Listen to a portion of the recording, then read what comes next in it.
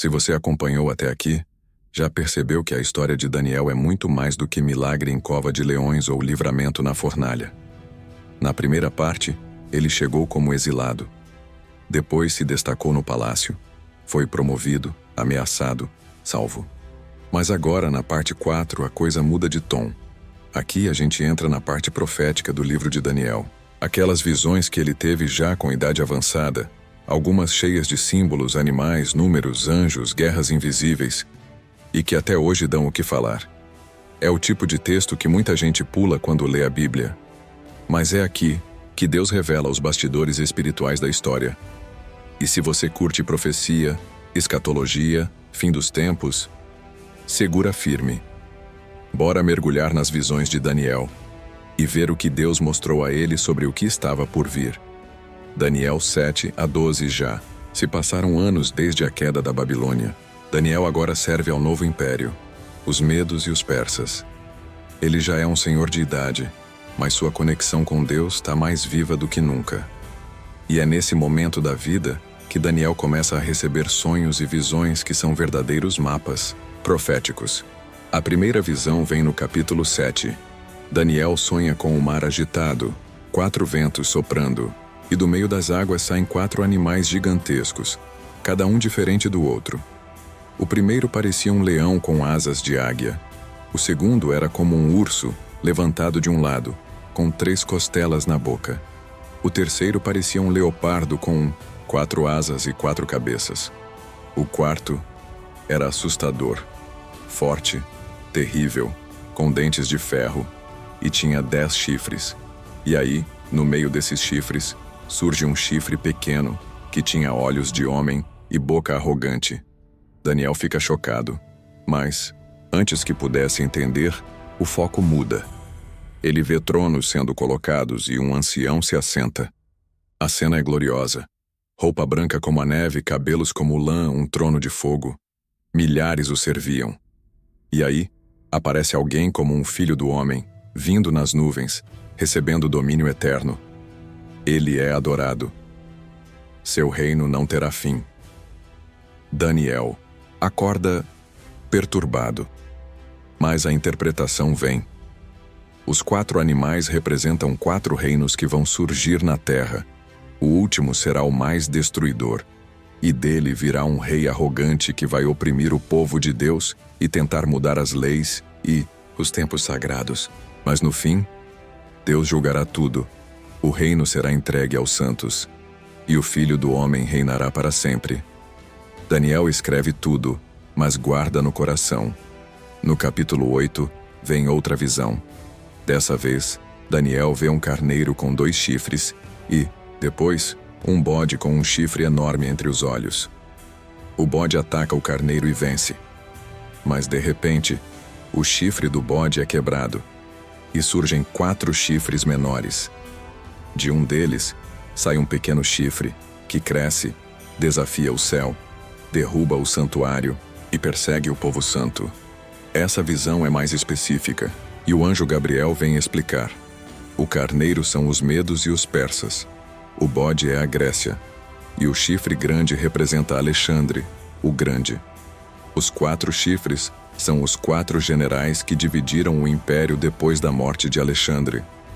O pequeno chifre aponta para um rei cruel e profanador, historicamente associado a Antíoco Epifânio, um inimigo feroz do povo judeu.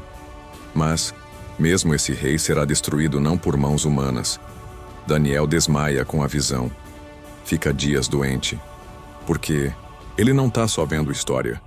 Ele está sentindo o peso espiritual do que está por vir. Capítulo 9. Daniel entende, lendo o livro do profeta Jeremias, que o tempo do exílio estava quase acabando. E ele faz uma das orações mais lindas da Bíblia. Ele se coloca no lugar do povo, confessa os pecados da nação, não tenta justificar nada, só clama: Senhor, perdoa. Senhor, ouve. Senhor, age, não por nós, mas pelo teu nome. E aí, enquanto ele ainda orava, o anjo Gabriel aparece e entrega uma das profecias mais importantes das Escrituras, a profecia das 70 semanas. Segundo Gabriel, haverá 70 semanas determinadas para que o pecado seja encerrado, a justiça venha e tudo se cumpra. Depois de 69 semanas, o ungido será morto, mas não por causa de si mesmo. Um povo de um rei virá e destruirá a cidade e o santuário, e no fim, virá um período de grande tribulação. Essa é uma profecia que muitos estudiosos entendem como uma previsão exata da vinda de Jesus e até do que ainda está por acontecer no fim dos tempos. Daniel mal tem tempo de processar. No Mirzur, capítulo 10, ele tem uma visão de um ser celestial tão glorioso que seus companheiros fogem e ele cai sem força. Esse ser, provavelmente o anjo Gabriel novamente, ou até uma manifestação do próprio Cristo, diz que a resposta à oração de Daniel foi enviada no primeiro dia, mas o príncipe da Pérsia, um poder espiritual maligno, o resistiu por 21 dias, até que Miguel, o arcanjo, veio ajudá-lo.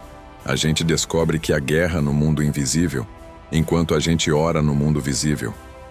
E então, o anjo mostra a Daniel o que ainda viria. Uma sequência de guerras, reis, traições. Tudo com detalhes impressionantes. No capítulo 11, ele descreve com precisão reinos que viriam, incluindo conflitos entre o rei do norte e o rei do sul, que muitos entendem como relatos proféticos da história entre os Seleucidas e os Ptolomeus, impérios posteriores à Grécia. No final aparece um rei perverso que se exaltará acima de tudo que é santo, perseguirá os fiéis e se levantará contra Deus, uma figura que muitos associam ao anticristo ou a um arquétipo do mal nos últimos tempos. E por fim, capítulo 12. Daniel é informado que haverá um tempo de angústia como nunca houve, mas aqueles que forem fiéis serão salvos. Muitos dos que dormem no pó da terra ressuscitarão, uns para a vida eterna, outros para a vergonha e desprezo eterno. A profecia termina com uma palavra de esperança. Mas tu, Daniel, vai até o fim, você vai descansar, e no fim dos dias, vai se levantar para receber a sua herança. Fim da parte 4. Daniel 7 a 12, que jornada, hein? Daniel viu reinos subirem e caírem, viu Deus fechar a boca de leões, livrar amigos do fogo, e depois viu o futuro, a batalha espiritual e o fim dos tempos. Tudo isso de joelhos, em oração, sendo fiel.